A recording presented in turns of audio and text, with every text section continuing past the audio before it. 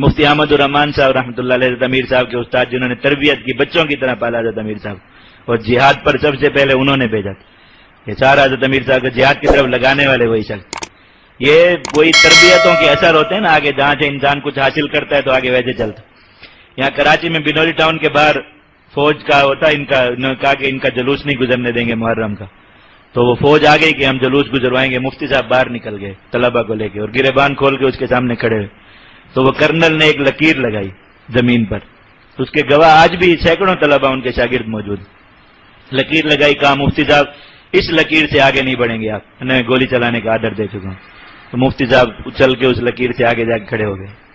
اس نے دوسری لکیر لگائی، کہا کہ حضرت بس یہاں سے آگے آپ نہیں آئیں گے، میں آپ کو کہہ رہا ہوں. وہ اس سے آگے جا کھڑے ہو، کہا آپ بتاؤ. تو قدموں میں گر گئے. کہا کہ میری عزت کا کچھ خیال کر لیں، کوئی میری تھوڑی سی عزت کا خیال کر لیں. پیچھے 10 آدمی کھڑے ہیں، 100 آدمی کھڑے ہیں جو میرا آرڈر ماننے والے ہیں، خدا کے لیے میری کچھ عزت کا خیال کر لیں. انہوں نے کہا بس ٹھیک ہے، پھر تم اپنی عزت بچاؤ اور اپنے لشکر کو کہو کہ وہ جلوس کو اپنی نگرانی میں کہیں اور سے گزروائے. آخر اس کو یہی کرنا پڑا، لیکن انہوں نے لکیر عبور کر لی، پاؤں میں گر گیا. آج انہی کے شاگرد ہیں نا.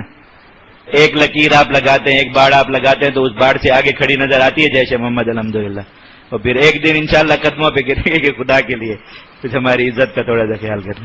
ہوتا بھی ہے آپ کے سامنے، آن دی ریکارڈ نہیں ہوتا ہوگا، آف دی ریکارڈ یہی ہوتا ہے کہ مولانا خدا کے لیے کچھ عزت کا ہی خیال کر لیں. دنیا کو کچھ کہتے ہیں اور ادھر کچھ کرنا پڑ جاتا ہے. یہ سب کچھ ہوتا ہے. اور یہ نسبت اصل میں کس کی ہے؟ آقا صلی اللہ علیہ وسلم کی نسبت ہے. جیسے محمد نام کی نسبت ہے اس لیے